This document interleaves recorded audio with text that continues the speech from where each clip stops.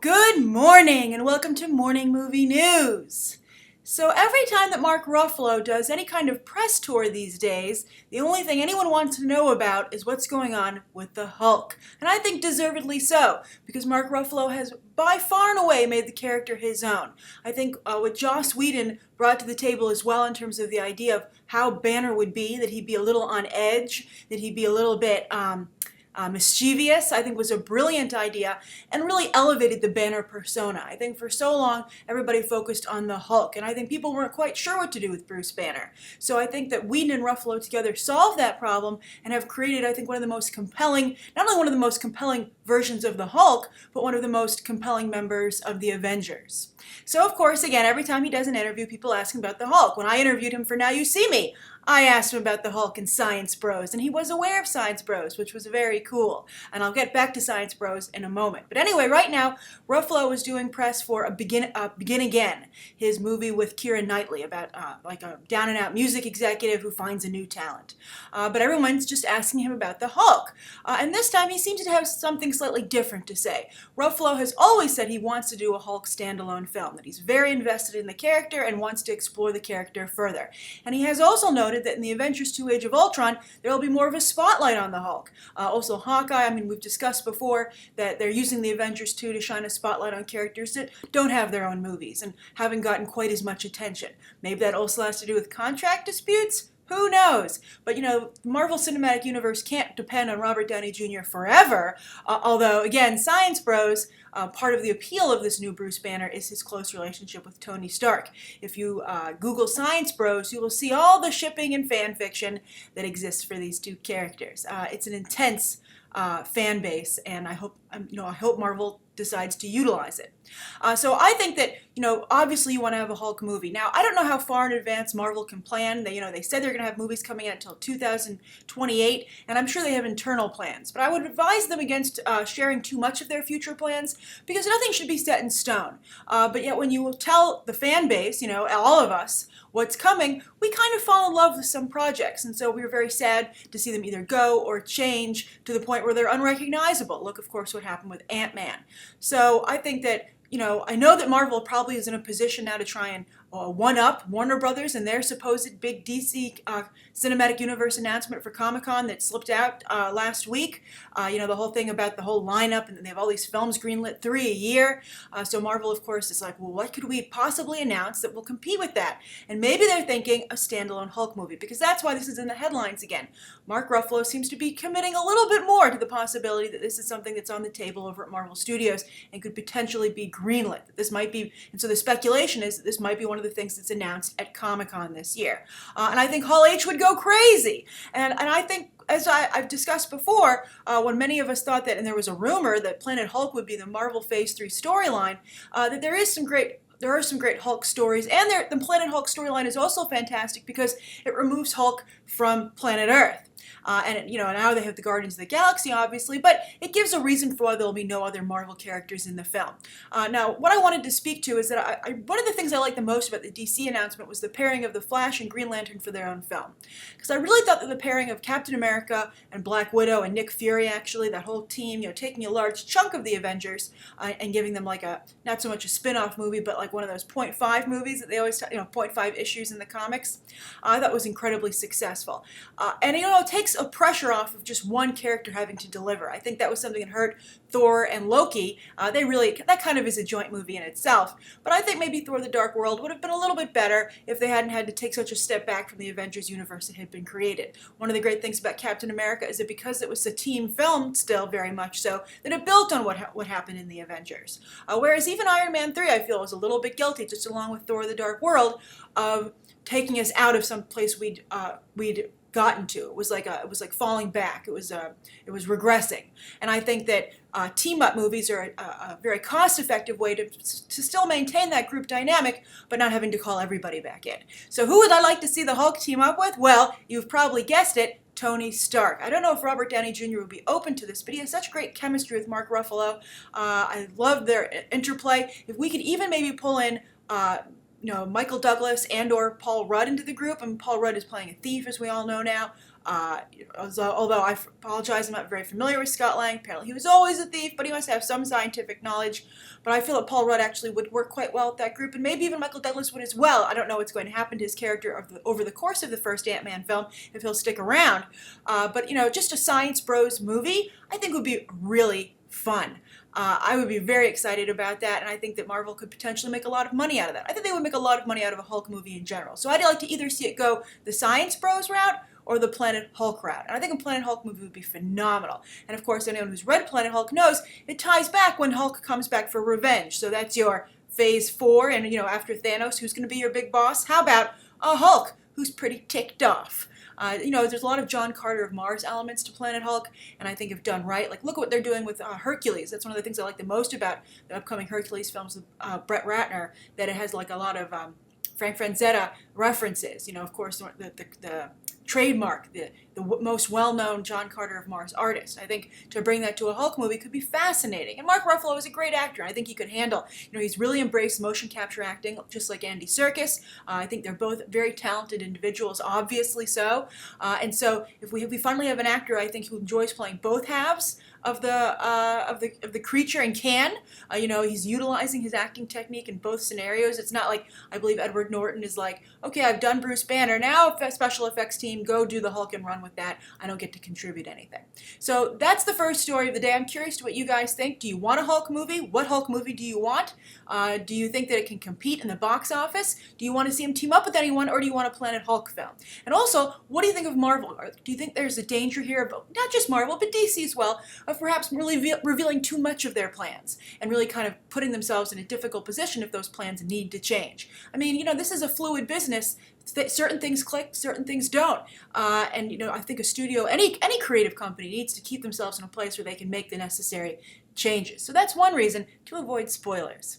All right, so speaking of having control over, the special effects part of your performance, another big story that a number of you actually brought up to me yesterday, I was surprised at how much traction this story had, was that Colin Firth has decided that he should not have control of Paddington Bear, and that while he loves the character and he loves the way the movie is evolving, he's just come to the realization, it's a joint realization, he says, along with the David Heyman and the filmmakers, that he simply is not the voice of this version of Paddington Bear.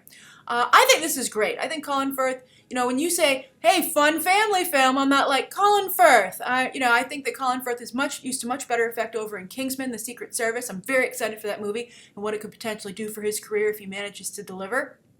But I think for a cute, young, fun, playful bear, Colin Firth is not a great choice, unless it's like the Woody Allen of bears, I guess. Colin Firth isn't too much like, I think there is actually, I think that's why he's so well cast in Magic in the Moonlight. There is a correlation there between the two on-screen personas. So they now obviously have to find a new voice, and I think this is somewhat embarrassing for the Paddington Bear movie, especially since the trailer just came out. And I have to say, even though they made a joke about it, they called it a conscious uncoupling, which of course is what Gwyneth Paltrow and Chris Martin called their divorce, their separation. But at the same time, how amicable can it be? I mean, this movie's really left in the lurch. It's coming out for Christmas. It's supposed to be a big release. This is a UK icon. I mean, some people in the United States might have no idea how important Paddington Bear is, but in the UK, he's right up there with Winnie the Pooh, an extremely important character. And the only reason he's not at the level of Winnie the Pooh worldwide is because he's not a Disney property. Disney is the one who took that Winnie the Pooh to the global, to become the global sensation that he is today. And perhaps, the people who are behind Paddington Bear, who have that license, are maybe regretting they didn't go to Disney. Although how many British bears does Disney need? Well, although Winnie the Pooh did not stay obviously British, where Paddington, of course, has to. But I'll get to that in a moment, actually, because I'm not so sure he does. But anyway, so David Heyman, of course, from Harry Potter fame, the producer behind that film, that entire franchise, and also Gravity, he had great success there. This is his project, and I think, of course, he wanted to create another Valentine to the UK. But it looks like it's a Valentine, from that, little boy who likes to, do crude things and put glue in your hair, because as we all said from the trailer, you might remember from my trailer review, I thought the Paddington Bear was going a gross out route, and I was really surprised they would take it in a Farrelly Brothers direction. Some of you guys said that you liked the trailer, but some of you agreed with me that it was pretty disgusting to watch, and a number of us had to look away when he licked his earwax. It was so disgusting. I still don't. I can't understand for the life of me why you would take a really charming, somewhat sophisticated property like Paddington Bear and do that with it. Is there nobody looking out for the integrity and the long-term effects that this will have on the brand? I mean, this is a really important brand. It's like having a gross-out movie with, like, I don't know, George Washington, and you're like, what? Why would you do that? It's just so appalling, and I'm on the verge where I would be like, if I wasn't going to review the film, I would skip it. And I think that trailer has that effect. And I think that that's maybe why Colin Firth bowed out. Maybe he was like, you know what, I see this is really heading downhill, and I don't want to be involved and have my voice associated with something that's going to annoy and disappoint so many fans for generations of this beloved property. So we'll see what happens. I mean, I thought one interesting thing that came out of this whole press release was that the film's pretty much completed, and Colin Firth says, I've seen the film, I enjoyed it, and I think it's horrible that the film will be completed without his voice work done. I think it's so important to incorporate the actor's performance.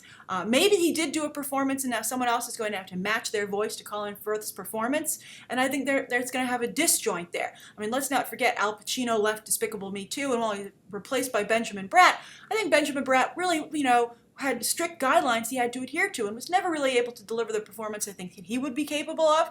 And the character just is, I think, as a result, I mean, the film did spectacularly well, but as a result, that character, that villain, I think El Macho, as I might recall, as you can see, don't even remember his name. He was not that memorable, and I think just never really clicked with audiences. And it was all mostly about Gru and Lucy, of course, whose names I do remember. And the Minions. I love the Minions. So we'll see what happens with Paddington. I think they should go for a South American voice, a Peruvian voice. The bear looks cute and adorable. I think I loved the little aspect of South American music that was incorporated into the trailer that we did see. That was one of the things I liked about it. And this is a bear from Peru. I don't understand why he would have a British accent. So as long as they're clearly departing from the source material, why not do something positive with it? And something I think that's interesting and speaks to the melting pot that the UK has very much become. The UK has a very strong influence from outside cultures, particularly India, by the way. Huge Indian population there, and has really become a large part of the UK cultural landscape. So why not discuss that? How the immigration and the influx of different societies has benefited the UK. That might make something worthwhile out of what's starting to look like a mess. But maybe they could always reboot Paddington Bear. And speaking of rebooting properties, it was announced yesterday that Warner Brothers is rebooting Scooby-Doo. I think this is a great idea. Yes, just the other day we were talking about the afterlife of Archie over at Archie Comics, how that's so successful with the gang from Riverdale fighting zombies, and how Sabrina has gotten a very important, crucial, cool new role there. Although a number of you said it was very Buffy if she were to go the route of, a darker Sabrina, but I don't agree. I think that there's potential to create something different and to have a magical element. Of course, I never watched Buffy, but I think what I could gather is that one of the signature things about the character is that she was a regular girl turned, kick-ass vampire hunter, whereas Sabrina is never really a normal girl, and I think the witch aspects, the magical aspects, could be heavily incorporated to make little girls and women of all ages, maybe go like Elsa level fandom over this new Sabrina. But we'll see. But anyway, Scooby-Doo, great idea, and I think if they can likewise go in a similar direction, because look at the success of The Walking Dead, all these different horror properties. Horror, of course, is really at an all-time high, perhaps maybe even oversaturated at this point. I don't know if Scooby-Doo maybe missed the boat, but maybe horror is so oversaturated, it's time to go into a somewhat comedic meta route. I mean, look how much people enjoyed Cabin in the Woods. I think if you took Scooby-Doo in a meta direction, similar to the direction they took 22 Jump Street, I thought they did a little too much with that, a little too much meta humor, but I know a lot of us agreed to disagree on that. No one can deny, though, that the success of 22 Jump Street and that the audience did respond to that kind of humor. I think in the past, Hollywood has felt that your mainstream audience isn't going to be into meta humor, but I think mainstream audiences are becoming much more knowledgeable about movies and fanboy culture culture in general, thanks to comic book film and that kind of the internet fan base that's involved with a film from pre-production. Even when it just becomes an idea, like rebooting Scooby-Doo, we're along for the entire ride now, and I think we've become much more savvy. So those kind of jokes do play with us. So I think a very meta horror film could really be phenomenal. I think Scooby-Doo is a great property to do it with. The original films were not bad. Of course, they starred Freddie Prinze Jr., Sarah Michelle Gellar, who met and got married off of the film, Matthew Lillard, of course, and Linda Cardellini. But, none of those actors were ever huge stars, and I think they were a little, I think, of course, Sarah Michelle Gellar and Freddie Prinze Jr. were pretty hot at that time, but I feel they never really were the cinematic personalities that could elevate the material. I felt that the Scooby-Doo films felt very much like cash grabs, a little too commercial, a little too mainstream. There really wasn't interesting things done with them. So I would like to see the care and consideration that it goes into comic book films when they work.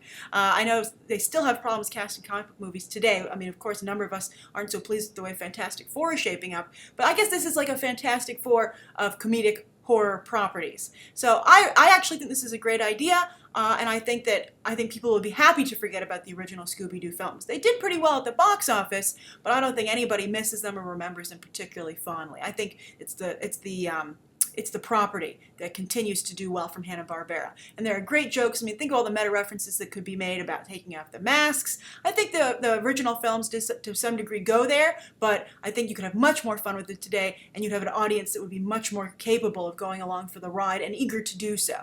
So I'm very excited about Scooby-Doo, and I'm curious if you are as well. All right, so let's go on to the viewer question. The viewer question comes from Elsie Clark, and we've been talking a lot about animation, and her question, I think, is a perfect direction to take our conversation in. And Elsie says, "Hi Grace, love the show and a big fan of yours. I have a question about animation." By the way, thank you, Elsie. I really always appreciate your guys' kind words. I go through and I read the comments, I try to respond. It's been difficult to do quite as much in the last few weeks or so because I'm trying to get these different channels up, but please know I am reading your comments, and each and every one of them is just so wonderful, and really they keep me going on the hard days. So Elsie says, so I finally saw Frozen, and while I enjoyed it, I felt that there were lots of missed opportunities. Amen, Elsie. And Disney's upcoming projects don't excite me that much. Yes, I think as we've discussed here, I think Disney is in a little bit of a lurch. So Elsie continues saying, "Meanwhile, over at Pixar, they've taken the whole year off, and people are saying the studio is in trouble." They are indeed, Elsie. And after How to Train Your Dragon 2 flounders at the box office and home doesn't seem to interest people, DreamWorks Animation can't seem to please anyone. Then there's Illumination Entertainment and Blue Sky Studios trying to break into the arena. Excellent, Elsie. You know your stuff. Which animation studio do you think is on top these days? That's why I picked this question. I think Elsie has a really interesting question poised here, and I'm curious to what you guys think. And then she says, "Greetings from the UK. Excellent, Elsie. You can comment on today's Paddington story. And keep up the good work, smiley face." Thank you, Elsie. Yes, fascinating. Just like we have favorites between Marvel and DC, I'm curious to know, I think it's not quite as pronounced, but I think teams to some degree are developing with animation studios. Definitely between Pixar and DreamWorks Animation. And I think DreamWorks is really putting out some quality content. And I think, though, it's considered uncool to say you prefer DreamWorks to Pixar, but Pixar, let's face it, is a little bit of in a slump. But, of course, as Elsie pointed out correctly, DreamWorks just can't seem to get people to come out to see their movies. It's really depressing, I'm sure, and makes for a very despondent Jeffrey Katzenberg, as I discussed in Movie Math this week. So which animation studio is on top? Well, to tell you the truth, Elsie, I took a look at the box office returns lately, and it looks like nobody can consistently deliver. I guess the people who seem to be doing the best and are on the rise is Disney Animation. Of course, Frozen is probably one of the most successful films of all time. Forget just animated movies. They finally have their Toy Story, their Despicable Me, their Shrek to really re-energize that branch of the Disney company. Of course, a number of us were worried it would fade away because it simply wasn't able to compete with Pixar and they'd lost hand-drawn animation. Where is that Paperman technology? I still feel it is largely the key to the success of Disney, or is it? Because you can't deny Frozen's success. And, while I feel the technique isn't quite as, up there with some of the stuff you see with hand-drawn, again, it's hugely successful, and there's just something that really tapped into the market there. And, I think that I'm sure that Disney has a whole team of people, or at least they should, trying to figure out how they can duplicate this success. But when you think about Tangled, Wreck-It Ralph, and then now Frozen, you don't really see any lulls for Disney. Each thing is progressing, I think, and getting better and better. Now, agreed, I'm very worried about their future properties. Next up, Big Hero 6. We'll see if they can deliver there. They're in a very competitive arena, not just now because you have to remember, Big Hero 6 isn't just competing in the animation field, but also the superhero field, the comic book movie field, which is really crowded, very competitive, and even there we're starting to see some films have trouble. So I think that Disney Animation, to answer your question, Elsie, is currently on top. But it's not a strong hold on the top position, and I think someone else could easily knock it off. I think Illumination Entertainment, they've had some misses, but I think Despicable Me is such a strong franchise. It also came very close to $1 billion.